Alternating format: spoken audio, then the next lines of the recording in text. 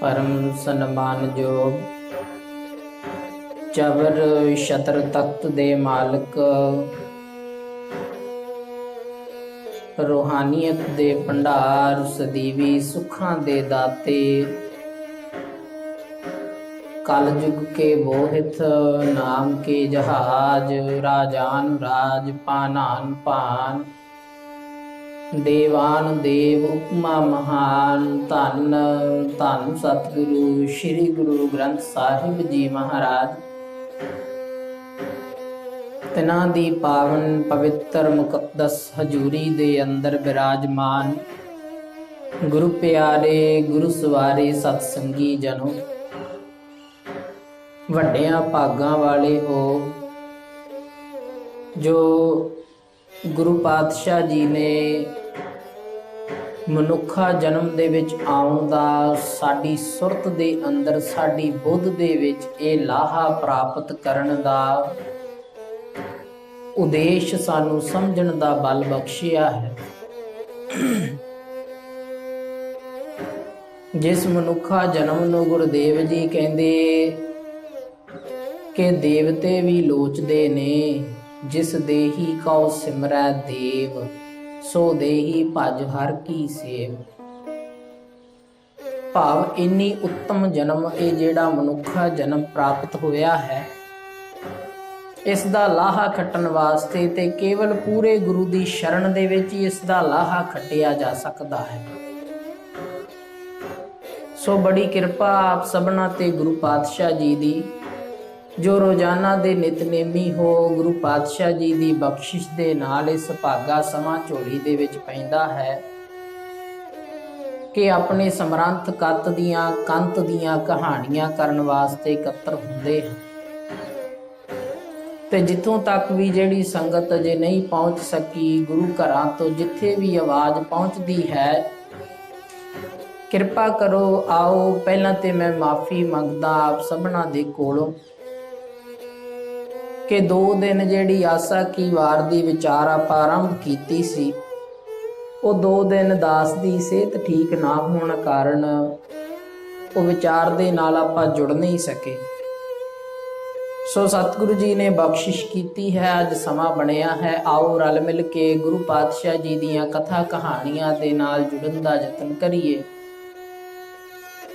गुरुदेव जी अपनी गम्मी बाणी दे अंदर ज्ञान दा जो सागर जो खजाना है उस दे विच जुड़न वास्ते जो सानू उपदेश करते ने जो बख्शिश करते ने उस दे नाल जुड़ सकीए। आओ गुरु चरना विच हाजरी लवाउण दा यतन करिए सुरत नूं इकागर करिए जी प्यार सहित जपीए जी सतनाम श्री वाहिगुरु साहिब जी।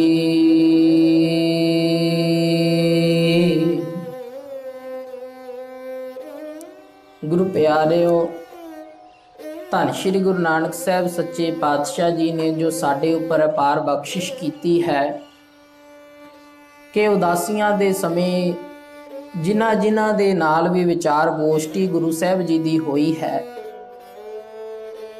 वो अपने अपने धर्म दे उच्च दे लोग सन भाव उच्चे अहुदे ते विराजमान सन। जे जोग मत की गल करिए तो जोगी भंगरनाथ आ वो जोग मत का जिहड़ा सब तो उत्तम साधु मन्निया जाता सब तो कह लीए मोढ़ी जिहड़ा मन्निया जाता है भंगरनाथ गुरु साहब जी सीधा उस दे नाल विचार करन वास्ते जाते। जे हिंदू मत की गल करिए उन्हां दे विच जिहड़े कर्मकांड भरे सन वो जे गुरु साहब जी ने बख्शिश कीती ते उन्हां दे विच सब तो उत्तम हरद्वार नूं मन्निया जांदा। गुरु पातशाह जी ने हरद्वार जाके उत्थे जाके विचार आरंभ कीते। जे इस्लाम की गल करिए तो सब तो पाक पवित्र स्थान जिहड़ा मक्के काबे दे अंदर संगे असवत पत्थर नूं मन्निया जांदा जिहड़ा काले रंग दा पत्थर स्वर्ग तो उतरिया होया मन्निया जांदा है। उस स्थान ते जाके गुरु साहब जी ने जीवन नाम दा जिहड़ा काजी है जिसदी हवाला भाई गुरदास जी दिंदे अपनियां वारां दे अंदर ਉਹਦੇ ਨਾਲ ਵਿਚਾਰ ਜਾ ਕੇ ਆਰੰਭ ਕੀਤੀ। ਭਾਵ ਜਿਹੜੇ ਉੱਚ ਕੋਟੀ ਦੇ ਆਪਣੇ ਆਪਣੇ ਧਰਮਾਂ ਦੇ ਆਗੂ ਨੇ, ਉਹਨਾਂ ਆਗੂਆਂ ਨੂੰ ਮੁੱਢ ਨੂੰ ਗੁਰੂ ਸਾਹਿਬ ਜੀ ਨੇ ਸੁਧਾਰਨ ਦਾ, ਸਮਝਾਉਣ ਦਾ ਯਤਨ ਕੀਤਾ। ਉੱਥੋਂ ਉਹਨਾਂ ਦੇ ਕਰਮਕਾਂਡੀ ਜੀਵਨ ਨੂੰ ਤੋੜਨਾ ਸ਼ੁਰੂ ਕੀਤਾ ਤੇ ਚੰਗੀ ਸੇਧ ਜਿਹੜੀ ਜੀਵਨ ਦੀ ਬਖਸ਼ੀ। ਤੇ ਸਾਨੂੰ ਆਪਣੇ ਪੁੱਤਰ ਜਾਣ ਕਰਕੇ ਗੁਰੂ ਪਾਤਸ਼ਾਹ ਜੀ ਨੇ ਬੜੀ ਬਖਸ਼ਿਸ਼ ਕੀਤੀ ਕਿ ਸਾਨੂੰ ਬਾਣੀ ਦੇ ਰੂਪ ਦੇ ਵਿੱਚ ਆ ਖਜ਼ਾਨਾ ਬਖਸ਼ਿਆ। ਜਿੱਥੇ ਜਿੱਥੇ ਗੁਰੂ ਸਾਹਿਬ ਜੀ ਦੀ ਵਿਚਾਰ ਗੋਸ਼ਟੀ ਹੋਈ, ਗੁਰੂ ਸਾਹਿਬ ਜੀ ਦੇ ਨਾਲ ਲਿਖਾਰੀ ਵੀ ਰਹਿੰਦੇ ਸਨ ਤੇ ਗੁਰੂ ਸਾਹਿਬ ਜੀ ਆਪ ਵੀ ਲਿਖਦੇ ਸਨ। ਇਤਿਹਾਸ ਦੇ ਵਿੱਚ ਦਰਜ ਹੈ, ਪੈੜਾ, ਮੋਖਾ, ਝਾੜੂ, ਕਲਾਲ ਆਦਿ ਗੁਰੂ ਅੰਗਦ ਸਾਹਿਬ ਪਾਤਸ਼ਾਹ ਜੀ ਦੇ ਨਾਲ ਲਿਖਾਰੀ ਰਹਿੰਦੇ ਸਨ। ਤੇ ਗੁਰੂ ਨਾਨਕ ਸਾਹਿਬ ਪਾਤਸ਼ਾਹ ਵੀ ਆਪ ਹੱਥੀਂ ਵੀ ਬਾਣੀ ਦਰਜ ਕਰਦੇ, ਲਿਖਦੇ ਨੇ। ਕਿਉਂਕਿ ਜਿਸ ਸਮੇਂ ਮੱਕੇ ਦੇ ਸਥਾਨ ਤੇ ਗਏ ਨੇ ਤੇ ਭਾਈ ਗੁਰਦਾਸ ਜੀ ਲਿਖਦੇ ਆ, ਬਾਬਾ ਫਿਰ ਮੱਕੇ ਗਿਆ, ਨੀਲ ਬਸਤਰ ਧਾਰੇ ਬਨਵਾਰੀ, ਆਸਾ ਹੱਥ ਕਿਤਾਬ ਕੱਛ, ਕੁੱਜਾ ਬਾਗ ਮੁਸੱਲਾ ਧਾਰੀ। ਜਿਹੜੀ ਜਿਹੜੀ ਵਸਤਾਂ ਗੁਰੂ ਨਾਨਕ ਸਾਹਿਬ ਜੀ ਦੇ ਕੋਲ ਨੇ ਤੇ ਜੈਸਾ ਪਹਿਰਾਵਾ ਹੈ, ਭਾਈ ਗੁਰਦਾਸ ਜੀ ਦੱਸਦੇ ਆ।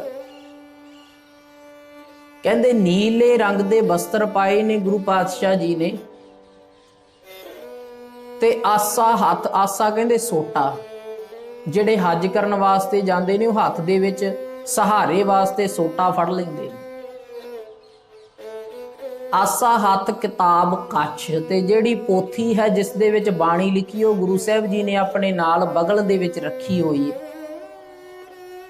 ਕੁੱਜਾ ਬਾਗ ਮੁਸੱਲਾ ਧਾਰੀ, ਮੁਸੱਲਾ ਵੀ ਆਪਣੇ ਕੋਲ ਰੱਖੀ ਆ, ਜਿਸ ਨੂੰ ਵਿਛਾ ਕਰਕੇ, ਜਿਸ ਦੀ ਵਿਛਾਈ ਕਰਕੇ ਗੁਰੂ ਪਾਤਸ਼ਾਹ ਜੀ ਉਸ ਦੇ ਉੱਪਰ ਬੈਠ ਕੇ ਜਿਵੇਂ ਮੁਸਲਮਾਨ ਨਮਾਜ਼ ਪੜ੍ਹਦੇ ਆ ਉਸ ਤਰ੍ਹਾਂ ਗੁਰੂ ਸਾਹਿਬ ਜੀ ਨੇ ਉਸ ਤਰ੍ਹਾਂ ਕਾਰਜ ਕੀਤਾ। ਉਹ ਮੁਸੱਲਾ ਵੀ ਗੁਰੂ ਸਾਹਿਬ ਜੀ ਨੇ ਆਪਣੇ ਕੋਲ ਰੱਖਿਆ। ਤੇ ਜਿੰਨੀ ਵੀ ਵਿਚਾਰ ਹੋਈ ਪੀਰ ਦਸਤਗੀਰ ਦੇ ਨਾਲ, ਆ ਜਿਹੜੀ ਵਿਚਾਰ ਹੋਈ ਆ ਇਹ ਪਾਤਸ਼ਾਹ ਜੀ ਨੇ ਆਸਾ ਦੀ ਵਾਰ ਬਾਣੀ ਦੇ ਅੰਦਰ ਸਾਡੇ ਵਾਸਤੇ ਦਰਜ ਕਰ ਦਿੱਤੀ ਕਿ ਗੁਰਸਿੱਖ ਪਿਆਰਿਓ, ਆ ਬਾਣੀ ਦੇ ਵਿੱਚੋਂ ਸੇਧ ਲੈਣੀ, ਭਟਕ ਨਾ ਜਾਣਾ ਕਿਤੇ ਸੰਸਾਰ ਦੇ ਕਾਰਜਾਂ ਦੇ ਵਿੱਚ, ਸੰਸਾਰ ਦੇ ਲੋਕਾਂ ਨੂੰ ਗੁਰੂ ਮੰਨ ਕੇ ਕਿਤੇ ਭਰਮਾਂ ਦੇ ਵਿੱਚ ਨਾ ਪੈ ਜਾਣਾ। ਬਖਸ਼ਿਸ਼ ਕੀਤੀ ਪਾਤਸ਼ਾਹ ਜੀ ਨੇ, ਜਿਸ ਦੀ ਕੁਝ ਕੁ ਵਿਚਾਰ ਆਪਾਂ ਪਿਛਲੇ ਦਿਨਾਂ ਦੇ ਵਿੱਚ ਸਰਵਣ ਕੀਤੀ, ਸਾਂਝੀ ਕੀਤੀ ਹੈ। ਪਹਿਲੀ ਪੌੜੀ ਦੀ ਵਿਚਾਰ ਹੈ ਤੇ ਗੁਰੂ ਪਾਤਸ਼ਾਹ ਜੀ ਨੇ ਸੰਸਾਰ ਦਾ, ਵਿਗਿਆਨ ਦਾ ਗਿਆਨ ਵੀ ਤੇ ਬ੍ਰਹਮ ਦਾ ਗਿਆਨ ਵੀ ਗੁਰੂ ਪਾਤਸ਼ਾਹ ਜੀ ਨੇ ਇੱਕੋ ਪੌੜੀ ਦੇ ਵਿੱਚ ਦਰਜ ਕਰ ਦਿੱਤਾ। ਪਹਿਲੀ ਪੌੜੀ ਜਿਸ ਤੋਂ ਆਰੰਭਤਾ ਹੁੰਦੀ, ਜਿੱਥੋਂ ਮਨੁੱਖ ਦੇ ਗਿਆਨ ਦੀ ਭੁੱਖ ਹੈ ਕਿ ਇਹ ਆਪਣਾ ਅਸਲਾ ਜਾਣਨਾ ਚਾਹੁੰਦਾ ਹੈ ਕਿ ਸਾਡੀ ਸ੍ਰਿਸ਼ਟੀ ਪੈਦਾ ਕਿਵੇਂ ਹੋਈ, ਸ੍ਰਿਸ਼ਟੀ ਬਣੀ ਕਿਵੇਂ ਹੈ, ਸ੍ਰਿਸ਼ਟੀ ਨੂੰ ਬਣਾਉਣ ਵਾਲਾ, ਚਲਾਉਣ ਵਾਲਾ ਕੌਣ ਹੈ। ਜੇ ਏਡੀ ਵੱਡੀ ਸ੍ਰਿਸ਼ਟੀ ਕੋਈ ਕਾਰਜ ਕਰ ਰਹੀ, ਹੁਣ ਜੇ ਆਪਾਂ ਆਪਣੇ ਘਰ ਦੇ ਵਿੱਚ ਵੇਖੀਏ ਜਾਂ ਕਹਿ ਲਈਏ, ਹੋਰ ਜੇ ਉਦਾਹਰਨ ਲੈ ਲਈਏ ਤੇ ਇੱਕ ਬੇੜੀ ਹੈ, ਉਹ ਦਰਿਆ ਦੇ ਵਿੱਚ ਚੱਲ ਰਹੀ ਆ ਜੀ, ਤੇ ਬੇੜੀ ਨੂੰ ਚਲਾਉਣ ਵਾਲਾ ਜ਼ਰੂਰ ਕੋਈ ਨਾ ਕੋਈ ਮਲਾਹ ਹੈ, ਬੇੜੀ ਆਪਣੇ ਆਪ ਨਹੀਂ ਚੱਲਦੀ। ਤੇ ਜੇ ਇਤਨੀ ਕੁ ਬੇੜੀ ਜਿਹਦੇ ਵਿੱਚ 4, 5, 10 ਆਦਮੀ ਬੈਠ ਸਕਦੇ ਨੇ, ਜੇ ਇਹ ਬੇੜੀ ਆਪਣੇ ਆਪ ਨਹੀਂ ਚੱਲ ਸਕਦੀ ਤੇ ਏਡੀ ਵੱਡੀ ਸ੍ਰਿਸ਼ਟੀ ਜਿਹਦੇ ਵਿੱਚ ਕਈ ਕਰੋੜ, ਕਈ ਅਰਬ ਲੋਕ ਪੈਦਾ ਨੇ, ਜੀਵ ਜੰਤੂ ਨੇ, ਇਹ ਏਡੀ ਵੱਡੀ ਸ੍ਰਿਸ਼ਟੀ ਆਪਣੇ ਆਪ ਤੇ ਨਹੀਂ ਚੱਲ ਸਕਦੀ। ਕੋਈ ਬਲ ਹੈ ਇਹਦੇ ਪਿੱਛੇ ਕਾਰਜ ਕਰਨ ਵਾਲਾ। ਤੇ ਗੁਰਦੇਵ ਪਿਤਾ ਜੀ ਨੇ ਆਖਿਆ, ਭਾਈ ਇਹ ਜਿਹੜੀ ਗਿਆਨ ਦੀ ਪ੍ਰਾਪਤੀ ਹੈ ਇਹ ਪੂਰੇ ਗੁਰੂ ਦੇ ਕੋਲੋਂ ਹੀ ਹੋਣੀ ਹੈ। ਇਹੋ ਹੀ ਪੂਰਾ ਗੁਰੂ ਦਸਤਗੀਰ ਲੱਭ ਰਿਹਾ, ਪੀਰ ਦਸਤਗੀਰ, ਜਿਸ ਨੂੰ ਅੱਜ ਤੱਕ ਸ੍ਰਿਸ਼ਟੀ ਦੇ ਅੰਦਰ, ਸੰਸਾਰ ਦੇ ਵਿੱਚ ਭਰਮਦਿਆਂ, ਵਿਚਾਰਾਂ ਕਰਦਿਆਂ, ਗੋਸ਼ਟੀਆਂ ਕਰਦਿਆਂ ਕੋਈ ਪੂਰਾ ਗੁਰੂ ਨਹੀਂ ਲੱਭਿਆ। ਫਿਰ ਖੁਦਾ ਦੀ ਬਖਸ਼ਿਸ਼ ਰਹਿਮਤ ਹੋਈ ਤੇ ਗੁਰੂ ਨਾਨਕ ਪਾਤਸ਼ਾਹ ਜੀ ਦੇ ਨਾਲ ਮਿਲਾਪ ਹੋਇਆ। ਇੱਕ ਬਾਬਾ ਅਕਾਲ ਰੂਪ, ਦੂਜਾ ਰਬਾਬੀ ਮਰਦਾਨਾ।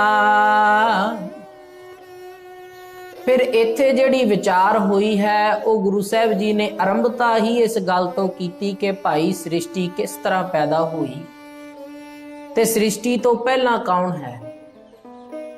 गुरुदेव जी बख्शिश करते दो पंक्तियां दी विचार जिन्हां चो आपां कर ली है पौड़ी दी। आपी नै आप साजियो आपी नै रचियो नाओ,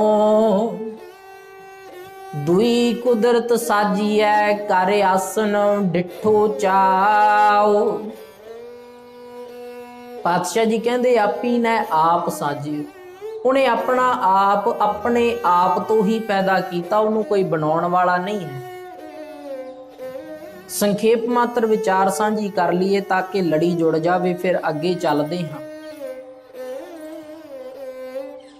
जाप साहब की बाणी दे अंदर कलगीधर पातशाह बख्शिश करदे, ना ताता ना माता ना जाता ना पाता, ना तो ओदा कोई तात है, तात कहंदे पिता, ते ना ही ओदा कोई मात है, ना ही ओदी कोई माता है। संसार दे अंदर कोई ये नहीं उठ के कह सकता कि भाई रब नूं मैं बनाया, मैं रब नूं पैदा किया है। उन्हें अपने आप नूं अपने आप तो प्रकाशवान किया, भाव आप पैदा होया है, उसनूं कोई पैदा करने वाला नहीं संसार दे उपर। उंज तां संसार ते जिन्ने भी जीव ने जो कुछ भी पैदा होया उसका कोई ना कोई करता है, पर पातशाह जी कहते दद्दा दाता एक है, सबको देवनहार देंदे टोट ना आवई अगणत भरे भंडार। संसार नूं बनाउण वाला, पैदा करन वाला, मारन वाला, दाता देण वाला, जीवालन वाला, सारा कुछ करन वाला एक अकाल पुरख है, जिसनूं गुरुदेव जी ने एक ओंकार आख्या।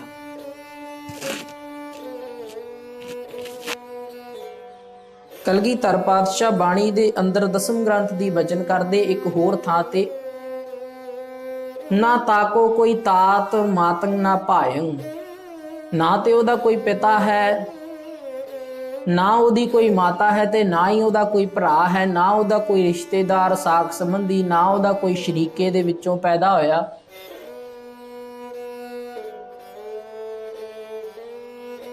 जपजी साहब दे विच बचन आउंदा, वड्डा साहिब ऊंचा थाओ, ऊंचे ऊपर ऊंचा नाओ, ए वड्डी ऊंचा होवै कोय, तिस ऊंचे कौ जाणै सोए। भाव जे कोई संसार दे विच ओहदे वर्गा उच्चा होवे ते फिर उस नूं जाने, जां कोई ये कह सकदा भाई हाँ मैं उस अकाल पुरख नूं जाणदा। गुरुदेव जी तां कहंदे सोदर दे विच आपां सारे बचन पढ़दे गुरमुखों। आसा महला पहला,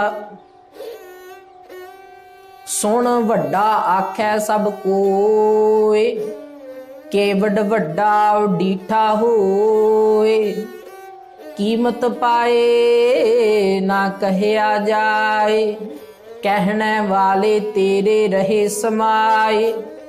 वड्डे मेरे साहिबा गहर गंभीरा, गुणी गहीरा, कोई ना जाने तेरा केता केवड चीरा रहाओ। गुरुदेव जी कहते सारे उन्होंने सुन के वड्डा आख रहे ने। जितने भी लोगों ने संसार ते उस अकाल पुरख की वडियाई करनी शुरू की, वो सारे जने आख रहे हैं कि भाई सुन वड्डा आख्या सब कोई। सारे सुन के उसनूं वड्डा आख रहे ने, किसी ने यह नहीं वेख्या कि वह कितना क वड्डा है, क्योंकि साडी बुद्ध उस विचार नूं समझ नहीं सकती, उत्थे तक पुज नहीं सकती। समझण वास्ते एक उदाहरण लईए, जे कोई बर्तन होवे ते उस बर्तन दे विच आपां कोई वस्तु समा सकते हैं। हुण जे वस्तु ही इन्नी ज़्यादा वड्डी होवे कि साडा बर्तन बहुत ज़्यादा निक्का हो जावे उहदे अगे, ते फिर असीं उहनूं उहदे विच समा नहीं सकते, उहदे विच पा नहीं सकते। उस अकाल पुरख दी वडियाई दी वस्तु जिहड़ा विशा वस्तु इतना क वड्डा है, साडी सुरत दे विच नहीं समाउंदा।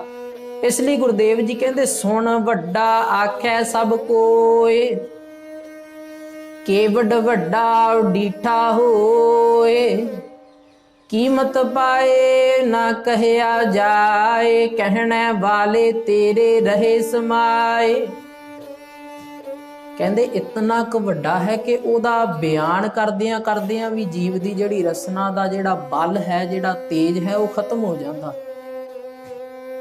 इतना क वड्डा अकाल पुरख है जिन्हों गुरुदेव जी जपजी साहब दी बाणी विच कहंदे ना, नानक कथना करड़ा सार। करड़ा सार तो भाव लोहे नूं चबाउणा। ਕਰੜਾ ਸਾਰ, ਕਹਿੰਦੇ ਲੋਹੇ ਨੂੰ ਚਬਾਉਣਾ ਔਖਾ ਹੈ ਨਾ ਜਿਵੇਂ, ਇਹ ਬਿਲਕੁਲ ਇਸ ਤਰ੍ਹਾਂ ਅਕਾਲ ਪੁਰਖ ਦੀ ਵਡਿਆਈ ਦਾ ਗੁਣਗਾਨ ਕਰਨਾ ਸੰਸਾਰਕ ਤੌਰ ਤੇ ਬਹੁਤ ਔਖਾ ਹੈ। ਅਸੀਂ ਉਹਦੀ ਵਡਿਆਈ ਦੱਸ ਨਹੀਂ ਸਕਦੇ ਜਿਹਨੇ ਆਪੀ ਨੇ ਆਪ ਸਾਜਿਓ, ਜਿਹਨੇ ਆਪਣੇ ਆਪ ਨੂੰ ਆਪ ਪੈਦਾ ਕੀਤਾ, ਫਿਰ ਉਸਨੇ ਸਾਰੀ ਸ੍ਰਿਸ਼ਟੀ ਵੀ ਬਣਾਈ। ਦੂਈ ਕੁਦਰਤ ਸਾਜੀ ਹੈ ਕਰ ਆਸਣ ਡਿਠੋ ਚਾਓ, ਫਿਰ ਚਾਹ ਦੇ ਨਾਲ ਉਹ ਸ੍ਰਿਸ਼ਟੀ ਦੇ ਅੰਦਰ ਆਸਣ ਕਰਕੇ ਵੀ ਬੈਠ ਗਿਆ। ਇਹ ਵਡਿਆਈ ਇਸ ਤਰ੍ਹਾਂ ਦੀ ਹੈ ਜੀ। ਇੱਕ ਉਦਾਹਰਣ ਚੇਤੇ ਆਉਂਦੀ ਮੈਨੂੰ, ਭਾਈ ਗੁਰਦਾਸ ਜੀ ਨੇ ਦਿੱਤੀ, ਬਹੁਤ ਸੋਹਣੀ ਉਦਾਹਰਣ। ਕਹਿੰਦੇ ਸੰਸਾਰ ਤੇ ਇੱਕ ਤਿਲ ਦਾ ਬੂਟਾ ਲੈ ਲਈਏ ਤੇ ਤਿਲ ਦੇ ਬੂਟੇ ਦੇ ਵਿੱਚੋਂ ਜਦੋਂ ਤਿਲ ਨਿਕਲਦਾ, ਉਸ ਤਿਲ ਨੂੰ ਜੇ ਦੁਬਾਰਾ ਜ਼ਮੀਨ ਦੇ ਵਿੱਚ ਬੋ ਦਈਏ ਤੇ ਬੋ ਕੇ ਉਹਨੂੰ ਜਲ ਦਈਏ, ਉਹਨੂੰ ਚੰਗੀ ਤਰ੍ਹਾਂ ਜ਼ਮੀਨ ਨੂੰ ਗੋਡੀ ਕਰੀਏ, ਚੰਗੀ ਤਰ੍ਹਾਂ ਉਹਦਾ ਖਿਆਲ ਰੱਖੀਏ, ਤੇ ਉਸ ਬੂਟੇ, ਇੱਕ ਤਿਲ ਦੇ ਦਾਣੇ ਦੇ ਵਿੱਚੋਂ ਕਿੰਨੇ ਬੂਟੇ ਨਿਕਲ ਆਉਂਦੇ ਆ ਉੱਥੇ, ਫਿਰ ਉਹ ਬੂਟਿਆਂ ਦੇ ਵਿੱਚੋਂ ਕਿੰਨੇ ਕਿੰਨੇ ਤਿਲ ਨਿਕਲ ਆਉਂਦੇ ਨੇ। ਫਿਰ ਉਹਨਾਂ ਤਿਲਾਂ ਦੇ ਨਾਲ ਕੀ ਕੁਝ ਹੁੰਦਾ ਹੈ ਭਾਈ ਗੁਰਦਾਸ ਜੀ ਦੱਸਦੇ। ਕਹਿੰਦੇ ਭਾਈ ਉਹ ਕਈ ਤਾਂ ਜਿਹੜੇ ਤਿਲਾਂ ਨੂੰ ਇਸੇ ਤਰ੍ਹਾਂ ਚਬਾ ਜਾਂਦੇ ਨੇ, ਖਾ ਲੈਂਦੇ ਨੇ, ਕਈ ਉਹਨਾਂ ਤਿਲਾਂ ਦੇ ਨਾਲ ਰੇਵੜੀ ਬਣਾਉਂਦੇ ਨੇ, ਕਈ ਉਹਨਾਂ ਤਿਲਾਂ ਨੂੰ ਉਖਲੀ ਦੇ ਵਿੱਚ ਪਾ ਕੇ ਤੇ ਕੁੱਟ ਕੇ ਚੂਰਾ ਬਣਾਉਂਦੇ, ਉਹਦੇ ਤੋਂ 36 ਪ੍ਰਕਾਰ ਦੇ ਹੋਰ ਭੋਜਨ ਬਣਾਉਂਦੇ। ਕਈ ਤਰ੍ਹਾਂ ਦੇ ਭੋਜਨਾਂ ਦੇ ਵਿੱਚ ਉਸ ਤਿਲ ਨੂੰ ਪਾਇਆ ਜਾਂਦਾ ਪੀਸ ਕੇ, ਤੇ ਕੁਝ ਉਹ ਤਿਲਾਂ ਦਾ ਤੇਲ ਕੱਢ ਲੈਂਦੇ ਆ ਤੇ ਉਹਨਾਂ ਤਿਲਾਂ ਦੇ ਤੇਲ ਦੇ ਨਾਲ ਉਹ ਦੀਵੇ ਜਗਾਉਂਦੇ ਆ। ਉਦਾਹਰਣ ਸੋਹਣੀ ਬੜੀ ਭਾਈ ਗੁਰਦਾਸ ਜੀ ਨੇ ਦਿੱਤੀ। ਕਹਿੰਦੇ ਪ੍ਰਥਮ ਹੀ ਤਿਲ ਬੋਏ ਧੂੜ ਮਿਲ ਬੂਟ ਬਾਂਧੈ, ਏਕ ਸੈ ਅਨੇਕ ਹੋਤ ਪ੍ਰਗਟ ਸੰਸਾਰ ਮੈਂ। ਕਹਿੰਦੇ ਤਿਲ ਦਾ ਬੂਟਾ ਤਿਲ ਬੋ ਕੇ, ਏਕ ਸੈ ਅਨੇਕ ਹੋਤ ਪ੍ਰਗਟ ਸੰਸਾਰ ਮੈਂ, ਇੱਕ ਤੋਂ ਅਨੇਕਾਂ ਹੋ ਜਾਂਦੇ ਸੰਸਾਰ ਦੇ ਵਿੱਚ। ਕੋਊ ਲੈ ਚਬਾਏ ਕੋਊ ਖਾਲ ਕੱਢੈ ਰੇਵੜੀ ਕੈ, ਕੋਊ ਕਰੈ ਤਿਲਵਾ ਮਿਲਾਏ ਗੁੜ ਬਾਰ ਮੈਂ।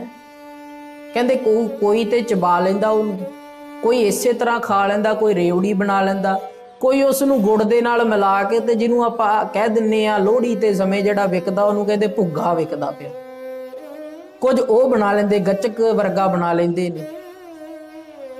ਕੁਝ ਕਹਿੰਦੇ ਕੋਊ ਉਖਲੀ ਡਾਲ ਤਿਲ ਕੁੱਟ ਕਰੈ, ਕੋਊ ਕੋਲੂ ਪੀੜ ਦੀਪ ਦੀਪਤ ਅੰਧਿਆਰ ਮੈਂ। ਕਹਿੰਦੇ ਕੋਈ ਫਿਰ ਉਹਨੂੰ ਉਖਲੀ ਦੇ ਵਿੱਚ ਪਾ ਕੇ ਤੇ ਉਹਦੀ ਤਿਲ ਕੁੱਟ ਕਰਕੇ ਤੇ ਉਹਦਾ ਚੂਰਾ ਬਣਾ ਲੈਂਦਾ, ਤਿਲ ਦਾ ਪਾਊਡਰ ਬਣਾ ਲੈਂਦਾ ਹੈ। ਤੇ ਕੋਈ ਉਹਨੂੰ ਫਿਰ ਤਿਲਾਂ ਦਾ ਕੋਲੂ ਦੇ ਵਿੱਚ ਪੀੜ ਕੇ ਤਿਲਾਂ ਦਾ ਤੇਲ ਕੱਢ ਕੇ ਤੇ ਉਸ ਤਿਲਾਂ ਦੇ ਤੇਲ ਦੇ ਨਾਲ ਦੀਪਤ ਅੰਧਿਆਰ ਮੈਂ, ਹਨੇਰੇ ਦੇ ਵਿੱਚ ਕੋਈ ਫਿਰ ਦੀਵੇ ਜਗਾਉਂਦਾ ਹੈ। ਕਹਿੰਦੇ ਅਖੀਰ ਤੇ ਕਹਿੰਦੇ ਬਚਨ ਕਰਦੇ ਆ ਭਾਈ ਗੁਰਦਾਸ ਜੀ, ਜਾ ਕੇ ਏਕ ਤਿਲ ਕੀ ਬਿਥਾਰ ਕਥਾ, ਅਵਗਤ ਗਤ ਕਤ ਆਵਤ ਵਿਚਾਰ ਮੈਂ। ਕਹਿੰਦੇ ਜਿਹਦੇ ਇੱਕ ਤਿਲ ਦੀ ਵਿਚਾਰ ਸਾਡੇ ਕਹਿਣੇ ਦੇ ਵਿੱਚ ਨਹੀਂ ਆਉਂਦੀ ਕਿ ਉਹ ਕਿੱਥੇ ਕਿੱਥੇ ਵਰਤਿਆ ਜਾ ਰਿਹਾ ਹੈ। ਅਜੇ ਭਾਈ ਗੁਰਦਾਸ ਜੀ ਨੇ ਆਹ ਉਦਾਹਰਨਾਂ ਦਿੱਤੀਆਂ, ਹੋਰ ਵੀ ਕਈ ਥਾਵਾਂ ਤੇ ਤਿਲ ਵਰਤਿਆ ਜਾਂਦਾ। ਕਹਿੰਦੇ ਜਿਹਦੇ ਇੱਕ ਤਿਲ ਦੀ ਵਿਚਾਰ ਨਹੀਂ ਸੰਸਾਰ ਦੇ ਵਿੱਚ ਅਸੀਂ ਬਿਆਨ ਕਰ ਸਕਦੇ ਮੁਕੰਮਲ ਤੌਰ ਤੇ, ਭਾਈ ਇੱਕ ਤਿਲ ਜਿਹੜਾ ਉਹ ਕਿੱਥੇ ਕਿੱਥੇ ਵਰਤਿਆ ਜਾਂਦਾ, ਜਾਂ ਕਿੱਥੇ ਇੱਕ ਬੂਟਾ ਪੈਦਾ ਹੋਇਆ, ਇੱਕ ਕਣਕ ਦਾ ਦਾਣਾ ਕਿੱਥੇ ਪੈਦਾ ਹੋਇਆ, ਤੇ ਉਹਨੇ ਕੀ ਪਤਾ ਕਿਹਦੇ ਪੇਟ ਦੇ ਵਿੱਚ ਜਾਣਾ, ਕਿਹਦੇ ਮੁਖ ਨੂੰ ਲੱਗਣਾ ਹੈ ਉਹਨੂੰ। ਕਹਿੰਦੇ ਇੰਨੀ ਕੁ ਵਿਚਾਰ ਸਾਡੇ ਬੁੱਧ ਦੇ ਵਿੱਚ ਨਹੀਂ ਆਉਂਦੀ, ਤੇ ਉਸ ਅਵਗਤ ਬਗਤ ਦੀ ਵਿਚਾਰ ਕਿਵੇਂ ਸਾਡੀ ਬੁੱਧ ਦੇ ਵਿੱਚ ਆ ਸਕਦੀ? ਉਸ ਅਕਾਲ ਪੁਰਖ ਦੀ ਜਿਹੜਾ ਸੂਖਮ ਤੋਂ ਸੂਖਮ ਹੈ ਤੇ ਵੱਡੇ ਤੋਂ ਵੱਡਾ ਹੈ। ਕਿਸੇ ਮੁਸਲਮਾਨ ਫਕੀਰ ਸ਼ਾਇਰ ਨੇ ਲਿਖਿਆ ਬਚਨ, ਕਹਿੰਦਾ ਜੀ ਉਹ ਕਹਿੰਦਾ ਬਾ ਪਰਦ ਇਤਨਾ, ਪਹਿਲਾਂ ਲਿਖਿਆ ਕਹਿੰਦਾ ਬੇਪਰਦ ਇਤਨਾ ਕਿ ਕਣ ਕਣ ਦੇ ਵਿੱਚ ਵਸਦਾ ਹੈ। ਬੇਪਰਦ ਕਹਿੰਦੇ ਪਰਦੇ ਤੋਂ ਬਿਨਾ, ਕਹਿੰਦੇ ਲੁਕਿਆ ਨਹੀਂ ਅਕਾਲ ਪੁਰਖ ਖੁਦਾ ਰੱਬ ਲੁਕਿਆ ਨਹੀਂ। ਕਹਿੰਦੇ ਬੇਪਰਦ ਇਤਨਾ ਕਿ ਕਣ ਕਣ ਦੇ ਵਿੱਚ ਵਸਦਾ ਏ, ਤੇ ਬਾਪਰਦ ਇਤਨਾ ਕਿ ਸਾਨੂੰ ਅੱਖਾਂ ਦੇ ਨਾਲ ਦਿਖਾਈ ਵੀ ਨਹੀਂ ਦਿੰਦਾ। ਬਾਪਰਦ ਕਹਿੰਦੇ ਪਰਦੇ ਸਮੇਤ, ਕਹਿੰਦੇ ਪਰਦਾ ਇੰਨਾ ਕੁ ਹੈ ਕਿ ਲੁਕਿਆ ਇੰਨਾ ਹੈ ਕਿ ਸਾਨੂੰ ਅੱਖਾਂ ਦੇ ਨਾਲ ਨਜ਼ਰ ਨਹੀਂ ਪੈਂਦਾ, ਪਰ ਬੇਪਰਦ ਇਤਨਾ ਭਾਵ ਲੁਕਿਆ ਨਹੀਂ ਹੈ ਤੇ ਸਾਰੇ ਸੰਸਾਰ ਦੇ ਵਿੱਚ ਵਸ ਰਿਹਾ ਹੈ। ਭਾਵ ਸਾਡੇ ਕੋਲ ਅੱਖ ਨਹੀਂ। ਬੁੱਲੇ ਸ਼ਾਹ ਨੇ ਆਖਿਆ ਨਾ ਜੀ, ਰੱਬ ਦੁਨੀਆ ਤੋਂ ਵੱਖ ਨਹੀਂ, ਤੇਰੀ ਵੇਖਣ ਵਾਲੀ ਅੱਖ ਨਹੀਂ। ਇਸੇ ਨੂੰ ਗੁਰਦੇਵ ਜੀ ਕਹਿੰਦੇ ਕਰ ਆਸਨ ਡਿਠੋ ਚਾਓ, ਭਾਵ ਚਾਹ ਦੇ ਨਾਲ ਉਸ ਅਕਾਲ ਪੁਰਖ ਨੇ ਆਸਣ ਕਰਕੇ ਬੈਠ ਗਿਆ। ਇੱਕ ਤਿਲ ਦੇ ਦਾਣੇ ਦੇ ਅੰਦਰ ਵੀ ਉਹ ਅਕਾਲ ਪੁਰਖ ਵਸਦਾ। 9ਵੇਂ ਮਹੱਲੇ ਦੇ ਸ਼ਲੋਕਾਂ ਦੇ ਅੰਦਰ ਵਚਨ ਪੜ੍ਹਦੇ ਆ ਜੀ। ਘਟ ਘਟ ਮੈਂ ਹਰ ਜੂ ਬਸੈ, ਸੰਤਨ ਕਹਿਓ ਪੁਕਾਰ। ਕਹਿੰਦੇ ਘਟ ਘਟ ਮੈਂ ਹਰ ਜੂ ਬਸੈ, ਹਰੇਕ ਹਿਰਦੇ ਦੇ ਵਿੱਚ ਘਟ ਘਟ ਕਹਿੰਦੇ ਘੜੇ ਘੜੇ ਦੇ ਅੰਦਰ, ਹਰੇਕ ਸਰੀਰ ਰੂਪੀ ਘੜੇ ਦੇ ਅੰਦਰ ਉਹ ਅਕਾਲ ਪੁਰਖ ਆਪ ਵਸਦਾ ਹੈ। ਸੰਤਨ ਕਹਿਓ ਪੁਕਾਰ। ਪਰ ਇਹ ਗੱਲ ਉਹਨਾਂ ਨੂੰ ਸਮਝ ਆਈ ਜਿਹੜੇ ਸੰਤ ਬਣ ਗਏ। ਸੰਤਨ ਕਹਿਓ ਪੁਕਾਰ, ਜਿਹੜੇ ਸੰਤ ਬਣ ਗਏ। ਹੁਣ ਸੰਤ ਕੈਸੇ? ਸੰਸਾਰਕ ਸੰਤ ਨਹੀਂ, ਸੰਤ ਉਹ ਨੇ ਜੀ, ਮੈਂ ਗੁਰਬਾਣੀ ਦੇ ਵਿੱਚੋਂ ਆਪ ਜੀ ਨੂੰ ਕਸਵੱਟੀ ਦੱਸਾਂ। ਜੇ ਆਪਾਂ ਸੰਤ ਸਮਝਣਾ ਹੋਵੇ ਕਿਸੇ ਨੂੰ ਤੇ ਉਹ ਕਿਸ ਤਰ੍ਹਾਂ ਸਮਝੀਏ, ਭਾਵ ਉੱਤੇ ਕਸਵੱਟੀ ਕੀ ਲਾਈਏ ਕਿ ਇਹ ਸੰਤ ਹੈ, ਮੈਂ ਪਰਖ ਕਰ ਲਈ ਹੈ। ਗੁਰਬਾਣੀ ਦੇ ਵਿੱਚ ਗੁਰਦੇਵ ਜੀ ਕਹਿੰਦੇ ਜਿਨਾ ਸਾਸ ਗਿਰਾਸ ਨਾ ਵਿਸਰੈ, ਹਰ ਨਾਮਾ ਮਨ ਮੰਤ, ਧਨ ਸੇ ਹੀ ਨਾਨਕਾ ਪੂਰਨ ਸੋਈ ਸੰਤ। ਕਹਿੰਦੇ ਭਾਈ ਤੁਸੀਂ ਸੰਤ ਵੇਖਣਾ ਨਾ ਸੰਸਾਰ ਦੇ ਅੰਦਰ, ਤੇ ਹਰ ਇੱਕ ਨੂੰ ਸੰਤ ਨਾ ਆਖਿਆ ਕਰੋ। ਸੰਤ ਉਹ ਹੈ ਸੰਸਾਰ ਦੇ ਵਿੱਚ ਜਿਨ੍ਹਾਂ ਸਾਸ ਗਿਰਾਸ ਨਾ ਵਿਸਰੈ, ਹਰ ਨਾਮਾ ਮਨ ਮੰਤ, ਜਿਨ੍ਹਾਂ ਨੂੰ ਸਾਹ ਲੈਂਦੇ ਆ ਤੇ ਗਿਰਾਸ ਕਹਿੰਦੇ ਜਦੋਂ ਆਪਾਂ ਭੋਜਨ ਦੀ ਗ੍ਰਹਿ ਮੁੱਖ ਦੇ ਵਿੱਚ ਪਾਉਨੇ ਆ, ਜਦੋਂ ਬੁਰਕੀ ਮੂੰਹ ਦੇ ਵਿੱਚ ਪਾਉਨੇ, ਉਹਨੂੰ ਕਹਿੰਦੇ ਗਿਰਾਸ ਦਾ ਸਮਾਂ ਹੈ ਮੇਰਾ। ਕਹਿੰਦੇ ਇੱਕ ਤੇ ਉਹਨਾਂ ਨੂੰ ਭੋਜਨ ਛਕਦੇ ਆ, ਸਾਹ ਲੈਂਦੇ ਆ, ਤੇ ਭੋਜਨ ਛਕਦੇ ਆ ਜਦੋਂ ਭੋਜਨ ਦੀ ਗ੍ਰਹਿ ਵੀ ਅੰਦਰ ਗਈ ਤੇ ਉਹਦੇ ਨਾਲ ਵੀ ਅਕਾਲ ਪੁਰਖ ਦਾ ਨਾਮ ਚੇਤੇ ਆਉਣਾ ਚਾਹੀਦਾ। ਜਿਨ੍ਹਾਂ ਸਾਸ ਗਿਰਾਸ ਨਾ ਵਿਸਰੈ, ਹਰ ਨਾਮਾ ਮਨ ਮੰਤ, ਹਰੀ ਦਾ ਨਾਮ ਜਿਹੜਾ ਮਨ ਦੇ ਵਿੱਚ ਐਸਾ ਗੂੜਾ ਡੂੰਘਾ ਮੰਤਰ ਬਣ ਗਿਆ ਹੋਵੇ ਕਿ ਜਿਹੜਾ ਵਿਸਰਦਾ ਨਾ ਹੋਵੇ। ਧਨ ਸੇਈ ਨਾਨਕਾ ਪੂਰਨ ਸੋਈ ਸੰਤ, ਉਹ ਸੰਤ ਹੈ ਸੰਸਾਰ ਦੇ ਉੱਤੇ। ਤੇ ਉਹਨਾਂ ਸੰਤ ਜਨਾਂ ਨੂੰ ਹੀ ਅਕਾਲ ਪੁਰਖ ਜਿਹੜਾ ਉਹ ਘਟ ਘਟ ਦੇ ਵਿੱਚ ਵਸਿਆ ਰਮਿਆ ਨਜ਼ਰ ਆਉਣਾ ਸ਼ੁਰੂ ਹੋ ਗਿਆ। ਪੀਰ ਦਸਤਗੀਰ ਨੂੰ ਇਹੋ ਵਿਚਾਰ ਦਿੱਤੀ ਨਾ ਪਾਤਸ਼ਾਹ ਜੀ ਨੇ, ਗੁਰੂ ਨਾਨਕ ਦੇਵ ਮਹਾਰਾਜ ਜੀ ਨੇ। ਉਹਨੂੰ ਕਹਿੰਦੇ ਭਾਈ ਦੁੱਧ ਦੇ ਵਿੱਚ ਘਿਓ ਹੈ, ਦੁੱਧ ਦੇ ਵਿੱਚ ਦਹੀਂ ਹੈ, ਮੱਖਣ ਹੈ? ਉਹ ਕਹਿੰਦਾ ਜੀ ਹੈ ਜ਼ਰੂਰ। ਤੇ ਗੁਰਦੇਵ ਜੀ ਕਹਿੰਦੇ ਫਿਰ ਨਜ਼ਰ ਕਿਉਂ ਨਹੀਂ ਆਉਂਦਾ? ਤੇ ਪੀਰ ਦਸਤਗੀਰ ਕਹਿੰਦਾ ਗੁਰੂ ਪਾਤਸ਼ਾਹ ਜੀ ਇਹਦੇ ਵਾਸਤੇ ਮਿਹਨਤ ਕਰਨੀ ਪੈਂਦੀ ਥੋੜੀ। ਪਹਿਲਾਂ ਦੁੱਧ ਨੂੰ ਕਈ ਤਰੀਕਿਆਂ ਦੇ ਨਾਲ ਇਹਨੂੰ ਗਰਮ ਕਰਨਾ ਪਵੇਗਾ ਚੁੱਲ੍ਹੇ ਤੇ, ਫਿਰ ਇਹਨੂੰ ਜਾਗ ਲਾਉਣਾ ਪਵੇਗਾ, ਦਹੀਂ ਜੰਮੇਗਾ, ਉਹਨੂੰ ਰਿੜਕਣਾ ਪਵੇਗਾ, ਲੱਸੀ ਨਿਕਲੇ, ਮੱਖਣ ਨਿਕਲੇਗਾ, ਉਹਨੂੰ ਫਿਰ ਕਾੜਨਾ ਪਵੇਗਾ, ਫਿਰ ਘਿਓ ਨਿਕਲੇ। ਕਹਿੰਦੇ ਇਸ ਤਰ੍ਹਾਂ ਮਿਹਨਤ ਕਰਨੀ ਪਵੇਗੀ। ਤੇ ਸੰਤ ਜਨ ਉਹ ਨੇ ਜਿਨ੍ਹਾਂ ਮਿਹਨਤ ਕਰ ਲਈ ਸੰਸਾਰ ਦੇ ਵਿੱਚ। ਮਿਹਨਤ ਦਾ ਭਾਵ ਕੀ ਹੈ ਜੀ? ਮਿਹਨਤ ਤੋਂ ਭਾਵ ਹੈ ਸੰਸਾਰ ਦੇ ਵਿਕਾਰਾਂ ਦੇ ਆਪਣੇ ਆਪ ਦੇ ਉੱਪਰ ਪ੍ਰਭਾਵੀ ਨਾ ਹੋਣ ਦੇਣਾ। ਇਹ ਵੀ ਆਪਾਂ ਅੱਗੇ ਚੱਲ ਕੇ ਵਿਚਾਰ ਕਰਾਂਗੇ, ਕਿਉਂਕਿ ਅਗਲਾ ਸ਼ਲੋਕ ਜਿਹੜਾ ਉਸ ਨੂੰ ਸਮਝਣ ਵਾਸਤੇ ਸਾਨੂੰ ਪਹਿਲਾਂ ਵਿਚਾਰ ਦੇ ਨਾਲ ਜੁੜਨਾ ਪਵੇਗਾ। ਖੈਰ ਅਗਲੀ ਪੰਕਤੀ ਪਾਤਸ਼ਾਹ ਜੀ ਕਹਿੰਦੇ ਦਾਤਾ ਕਰਤਾ ਆਪ ਤੂੰ, ਤੁਸ ਦੇਵੇ ਕਰੇ ਪਸਾਉ, ਤੂੰ ਜਾਣੋਈ ਸਭ ਸੈ ਦੇ ਲੈਸੇ ਜਿੰਦ ਕਵਾਉ। ਫਿਰ ਪਾਤਸ਼ਾਹ ਜੀ ਕਹਿੰਦੇ ਕੇਵਲ ਵਸਿਆ ਹੀ ਨਹੀਂ ਅਕਾਲ ਪੁਰਖ, ਕੇਵਲ ਕਰ ਆਸਨ ਡਿਠੋ ਚਾਓ ਨਹੀਂ ਕਿ ਵਸ ਕੇ ਕੇਵਲ ਦੇਖ ਰਿਹਾ ਹੋਵੇ। ਫਿਰ ਕਹਿੰਦੇ ਦਾਤਾ ਕਰਤਾ ਆਪ ਤੂੰ, ਦਾਤਾਂ ਦੇਣ ਵਾਲਾ ਵੀ ਸੰਸਾਰ ਦੇ ਵਿੱਚ ਆਪ ਹੀ ਅਕਾਲ ਪੁਰਖ ਹੈ। ਤੇ ਕਰਤਾ ਭਾਵ ਪੈਦਾ ਕਰਨ ਵਾਲਾ, ਸ੍ਰਿਸ਼ਟੀ ਨੂੰ ਸਾਜਣ ਵਾਲਾ, ਦੁਬਾਰਾ ਬਣਾਉਣ ਵਾਲਾ, ਸਾਰਾ ਕੁਝ ਕਰਨ ਵਾਲਾ ਅਕਾਲ ਪੁਰਖ ਆਪ ਹੈ। ਤੁਸ ਦੇਵਹਿ ਕਰੇ ਪਸਾਓ, ਤੁਸ ਕਹਿੰਦੇ ਤਰੁੱਠ ਕੇ, ਬਖਸ਼ਿਸ਼ ਕਰਕੇ, ਕਿਰਪਾ ਕਰਕੇ, ਦੇਵਹਿ ਕਰੇ ਪਸਾਓ, ਪਸਾਓ ਕਹਿੰਦੇ ਪ੍ਰਸ਼ਾਦ, ਬਖਸ਼ਿਸ਼ ਕਰਦਾ ਹੈ। ਕਹਿੰਦੇ ਤੂੰ ਸਾਰੇ ਸੰਸਾਰ ਦੇ ਉੱਪਰ ਉਹਨਾਂ ਦੇ ਅਵਗੁਣ ਨਹੀਂ ਵੇਖਦਾ, ਅਵਗੁਣ ਕੋ ਨਾ ਚਿਤਾਰਦਾ, ਅਵਗੁਣ ਨਹੀਂ ਮਨ ਦੇ ਵਿੱਚ ਚਿਤਾਰਦਾ। ਤੂੰ ਹਰੇਕ ਨੂੰ ਅੰਮ੍ਰਿਤ ਵੇਲੇ ਜੇ ਕੋਈ ਉੱਠਿਆ ਉਹਨੇ ਆਪਣੇ ਜੀਵਨ ਦੇ ਕਾਰਜ ਕੀਤੇ, ਭੁੱਖਾ ਕੋਈ ਨਹੀਂ ਸੌਂਦਾ ਰਾਤ ਦੇ ਸਮੇਂ, ਸਾਰਿਆਂ ਨੂੰ ਰਿਜ਼ਕ ਦੇ ਕੇ ਸਵਾਲਦਾ ਹੈ, ਸਾਸ ਸਾਸ ਕਹਿੰਦੇ ਸਾਹ ਸਾਹ ਦੇ ਨਾਲ ਹਰੇਕ ਦੀ ਅਕਾਲ ਪੁਰਖ ਪਰਮਾਤਮਾ ਆਪ ਉਹਨਾਂ ਦੀ ਰੱਖਿਆ ਕਰ ਰਿਹਾ। ਸਾਰੇ ਕਾਰਜ ਸੰਸਾਰ ਦੇ ਵਿੱਚ ਆਪ ਕਰਾ ਰਿਹਾ। ਇੱਕ ਬੜੀ ਪਿਆਰੀ ਗੱਲ ਚੇਤੇ ਆਉਂਦੀ ਭਾਈ ਵੀਰ ਸਿੰਘ ਜੀ ਦੇ ਜੀਵਨ ਦੀ। ਭਾਈ ਵੀਰ ਸਿੰਘ ਜੀ ਦੇ ਜੀਵਨ ਦੇ ਅੰਦਰ ਐਸੀ ਰੂਹ ਨੇ ਭਾਈ ਵੀਰ ਸਿੰਘ ਜੀ, ਇੰਨੀ ਬਖਸ਼ਿਸ਼ ਹੈ ਗੁਰੂ ਪਾਤਸ਼ਾਹ ਜੀ ਦੀ ਕਿ ਚਰਨਾਂ ਕਮਲਾਂ ਦੇ ਨਾਲ ਇੰਨੇ ਜੁੜੇ ਨੇ ਕਿ ਵੈਸੇ ਉਹਨਾਂ ਨੂੰ ਸਿੱਖ ਜਗਤ ਦਾ ਸ਼ੇਕਸਪੀਅਰ ਆਖਿਆ ਜਾਂਦਾ ਹੈ।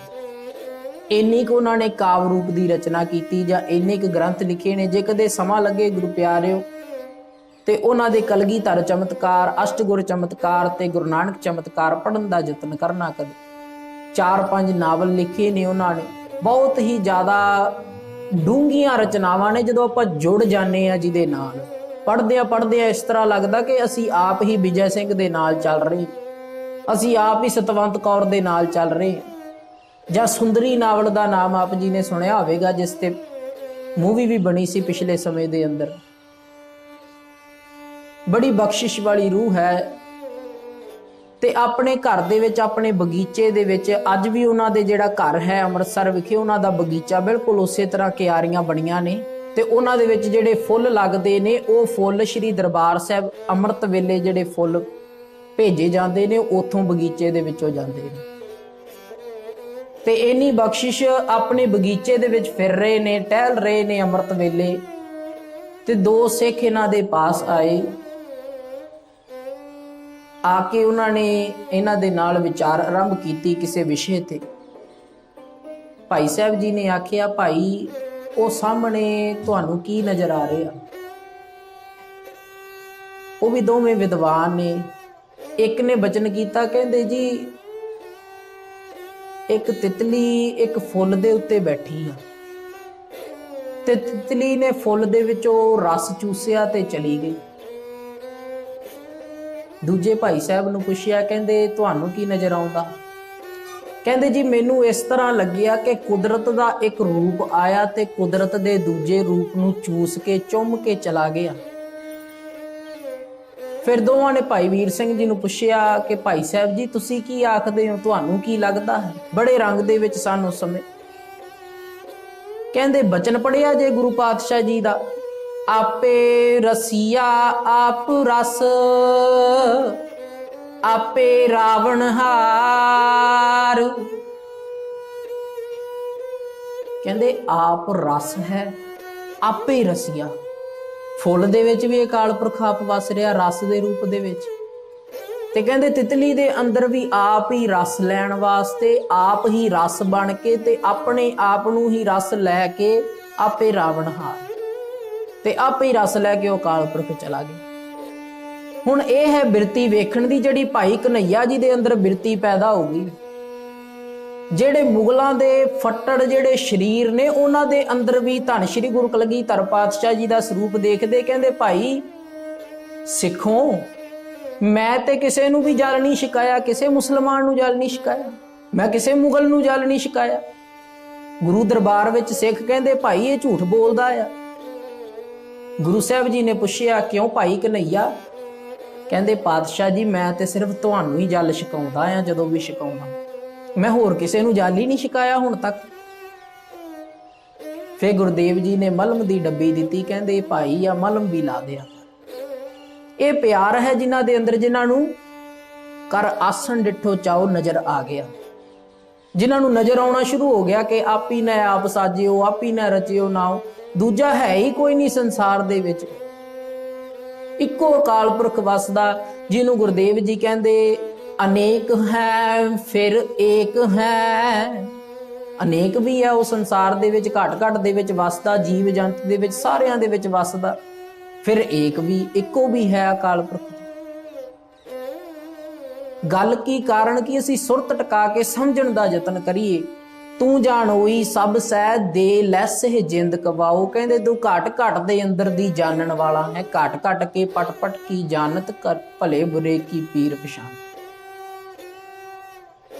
ਫਿਰ ਘਟ ਘਟ ਦਾ ਜਾਣਨਹਾਰ ਹੈ। ਕੋਈ ਵੀ ਸੰਸਾਰ ਦੇ ਅੰਦਰ ਕਿਸੇ ਵੀ ਗੱਲ ਤੋਂ ਉਸ ਤੋਂ ਗੋਝ ਨਹੀਂ ਰੱਖ ਸਕਦਾ, ਰਹੱਸ ਨਹੀਂ ਰੱਖ ਸਕਦਾ। कोई भी गल छुपा के नहीं रख सकता। गुरुदेव जी कहते भाई माड़ा काम करदा, चोरी करदा है, कहते देह के वाड़ अनिक परदे में, पर दारा संग फाकै। शब्द गुरुदेव जी ने बख्शिश किया, कहते भाई बूहा बंद करके देह के वाड़ अनिक परदे में, अनेका परदे लगा के ते पराई इस्त्री दे नाल जे तू भोग कर रहे हैं ते तू समझदा कि मैनू संसारक लोकां ने वेखिया नहीं। कहते चित्रगुप्त जब लेखा मांगे तब कौन पर्दा तेरा ढक है, उथे तेरा पर्दा कौन ढकेगा, क्योंकि उसने ते वेखिया जिन्हों गुरुदेव जी कहते अगों देखा पिछों देखा तिसते कहाँ छुपावे। ओदे अकाल पुरख तो कित्थों छुपा कित्थों लुका लख रवांगे। इसलिए गुरुदेव जी कहते तू जान होई सब सै दे लैस है जिंद कवाऊ, इको बचन दे नाल जिंद दे भी दिंदा किसे नूं ते जिंद ओहदे विचों कढ भी सकदा है। कर आसन डिठो चाओ, ते बड़े चाह दे नाल अकाल पुरख इस सृष्टि दे अंदर आसन जमा के बैठा है। हुण गुरु प्यारियों केवल एक विचार नूं समझ लईए, अगले जिहड़े सलोक ने उन्हां नूं समझना साडे वास्ते सौखा हो जावेगा। एकाग्रता बख्शनी। ये जिहड़ा आसन डिठो चाओ वाली खेड है ना जी, कि अकाल पुरख संसार दे विच आसन लगा करके बैठा है, ये बिल्कुल इस तरह दी आ कि अकाल पुरख इत्थे वसदा है, पर जिहड़ा असल स्वरूप दे विच आ ना, जिवें आपां आकाश दे विच उपर चंद वेखदे हां, उस चंद नूं जदों असीं संसार दे उपर किसे तलाब दे विच, किसे दरिया दे विच, किसे समुंदर दे विच, किसे नदी दे विच वेखीए ते वो चंद सारियां दे विच नज़र आउंदा। हुण चंद ते ओने नहीं, पर उन्हां दा प्रतिबिंब, उन्हां दा स्वरूप, उस चंद दा स्वरूप इन्ने बन गए ने कि वो नदी दे विच, वो दरिया दे विच, वो समुंदर दे विच, वो घड़े दे विच पानी रख लईए, वो बाल्टी दे विच, वो गलास दे विच पानी रख लईए ते फिर भी उहदे विच चंद नज़र आ जावेगा, भावें उहदे प्रतिबिंब आ, ये उहदी छाया है, परछाई है उस चंद्रमा दी। ते गुरुदेव जी कहते आ जिहड़ा संसार पैदा कीता ना, ये उस अकाल पुरख दी परछाई है। हुण ये साडे ते इस गल नूं छड्ड दित्ता कुदरत ने, अकाल पुरख जी ने, कि असीं छाया दे नाल जुड़ना, परछाई नूं फड़ना है, कि असीं उस सत दे नाल, उस अकाल पुरख दे नाल जुड़ना है। सुखमनी साहिब विच बचन आउंदा, इहो ही उदाहरण है। गुरुदेव जी कहते बटाऊ स्यों जो लावै नेह, ताकौ हाथ ना आवे केह, बिरख की छाया स्यों रंग लावै, ओह बिनसै ओह मन पछतावै। कहते भाई बिरख की छाया स्यों रंग लावै, जे हुण बिरख दी छां नूं आपां अपना मन के ते असीं फड़ के बैठ जाइए, मंजा डाह के बिरख दी छां दे विच बैठ जाइए, हुण जदों सूरज ने ढलना शुरू किया ते बिरख दी छां फिर गई। कहंदे संसार इस तरह दा आ, ये बिरख दी छां दे वांग है, इहदा भरोसा कोई नहीं कि कदों संसार अकाल पुरख दी एक बार हुक्म हो गया ते उस वेले खत्म हो जाना। किस तरह दा कलगीधर पातशाह चौपाई साहिब विच बचन पढ़दे हैं जी आपां, जब उद करख करा कर तारा, प्रजा धरत तब देह अपारा, जब आ करख करत हूँ कब हूँ, तुम मैं मिलत देह धर सब हूँ। कहंदे जब उद करख कहंदे ढिल छड्डनी, कहंदे जदों अकाल पुरख ने अपनियां शक्तियां दे विचों, अपने हाथ दे विचों ढिल छड्डी ते उस शक्ति दे नाल सारा संसार पैदा हो गया। प्रजा धरत तब देह अपारा दे धर के संसार पैदा हो गया। जब आकर्ख करत हूं कब हूं, जदों खिंच पाई उस अकाल पुरख ने ते जिन्ने भी शरीर पैदा होए सी सारे संसार तो चलदे बने ते उस अकाल पुरख विच समा गए। ते ये पता नहीं समा कदों आ जाना। आ पिछले समयां दे अंदर कैसा भाणा वापरिया संसार दे विच, क्षण मात्र दे समय दे विच हाहाकार मच गया। देशां दे शांतरां दे विच सारे संसार दे अंदर हाहाकार मच गया उस महामारी दा। कैसा समा बने, इनू कहंदे छाया दे नाल असीं जुड़े हैं।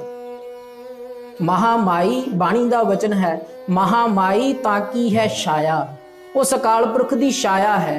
ते आपां जुड़ना किहदे नाल है? जेड़ा अंदर अकाल पुरख वसदा है। बचन नूं समझण दा यतन करना। पातशाह जी दे गुरदेव जी कहंदे कर आसन डिठो चाओ, भाव आसन लगा के इस सृष्टि दे विच बह जरूर गया, पर ये जिहड़ा संसार है वो जिहड़ा बाहरों केवल छाया दे रूप दे विच दिस रिहा। जिस तरह आपां शीशे दे विच अपना मुख वेखीए ते सामने जिहड़ी परछाई है, पर असली स्वरूप जिहड़ा वो अंदर है। बिल्कुल इसे तरह सानू जिहड़ा संसार दिख रिहा वो शीशे दी न्याई सारा परछावे दे रूप दे विच दिख रिहा, ते असली जिहड़ा अकाल है, पुरख है, वो अंदर वसदा है। जे तो उस दे नाल जुड़ गए आ जी, ते फिर ते सारा कुछ संसार भी सानू सच्चे दा बख्शिया होया सच लगेगा। ते जे असी नहीं जुड़े ते फिर असी इस नू सच मन के ते बैठे रहने आ सारा जीवन। पर गुरुदेव जी कहंदे बटाऊ स्यो जो लावै ने, बटाऊ कहंदे यात्री, कहंदे यात्री दे नाल प्यार नहीं पाईदा। जे यात्री दे नाल आपां मोह पा लईए, वो आया अज रहण वास्ते, उहने प्रशादा छकिया, रात रहा, अमृत वेले प्रशादा छकिया। जे असी आखीए भाई तू सदा रह इत्थे मेरे कोल, मां अज है 4 दिन 10 दिन 15 दिन साल 2 साल 3 साल 10 साल बाद उसने चले जान। बटाऊ है, वो यात्री है संसार दे उत्ते। पर जेड़ा मां दे विच भी अकाल पुरख वसदा, उस अकाल पुरख दे नाल जे सदी भी सच दे नाल जुड़ जाइए ते सानू अगले श्लोक समझण वास्ते गल दी सौखा होवेगा कि अगले श्लोकां दे विच गुरुदेव जी इहो गल करदे, सच्चे तेरे खंड सच्चे ब्रह्मांड। पर सच्चे तां ने जे उस सच्चे दे नाल जुड़ जाइए। जे असी बाहरों झूठ दे नाल सारे संसार दे छाया दे नाल जुड़े आ। हुण जे ते गुरु प्यारेओ भाई गुरदास जी एक उदाहरण दिंदे ने होर, कहंदे सलल मैं धरन धरन मैं सलल जैसे। कहंदे जिवें धरती दे विच पानी आ ते पानी दे उपर धरती आ। कहंदे उस धरती दे पानी दे नाल जिहड़ा खूह दे विच पानी है, उहदे विचों पानी कढिया, खूह दे विचों पानी कढ के ते उस खूह दे पानी दे नाल मिट्टी नूं मिला के ते घड़े बनाए। घड़े दे विच फिर ओही पानी भर दिता। पानी भर के ते जदों अपना मुख वेखिया ते सारे घड़ियां दे विच इक्को जिहा मुख नजर आउंदा। कहंदे बिल्कुल इसे तरह उस अकाल पुरख ने माटी एक अनेक भात कर साजी साजन हारे। ना कछ पोच माटी कै भांडा, ना कछ पोच कुंभारै। कहंदे ना ते भाई इस दा भरोसा संसार ते आ जिहड़ा माटी दा भांडा बनाया। इस भांडे दे अंदर जिहड़ा तैनूं अकाल पुरख दा स्वरूप दिस रिहा है, उस अकाल पुरख दे स्वरूप दे नाल जुड़ जा। भांडा जिहड़ा वो बिनसनहार है, खत्म हो जाएगा संसार ते। तेरे अंदर भी वो खुदा वसदा, तेरे अंदर भी वो अकाल पुरख वसदा। कर आसन डिठो चाओ, आसन ला के साडे हिरदे दे विच बह गया। हुण असी अंतरमुखी हुंदे नहीं, असी बाहर संसार ते शरीरां वल भटकदे आ, पदार्थां वल भटकदे आ। ये पातशाह जी कहंदे भांडे ने ते भांडे टुट जाने, भज जाने, खत्म हो जाने। सदीवी रहन वाला केवल अंदर सच वरतदा है। इसलिए उस सच नूं जानना कर, उस सच दे नाल जुड़। पहली पौड़ी दे अंदर पातशाह जी ने जो बख्शिश कीती है कि उसने आप अकाल पुरख अपने आप तो पैदा होया, फिर उसने सृष्टि रची, फिर उसने कुदरत नूं बनाया ते उहदे विच आप वस गया। ते हुण दातां देण वाला, बनाउण वाला, करन वाला, वरतन वाला सारा कुछ अकाल पुरख आप है। क्योंकि वो सारियां दे विच खाण वाले दे विच भी आप है, खवाउण वाले दे विच भी आप है, कारज करन वाले दे विच भी आप है, सजा देण वाले दे विच भी आप ही वरत रहे।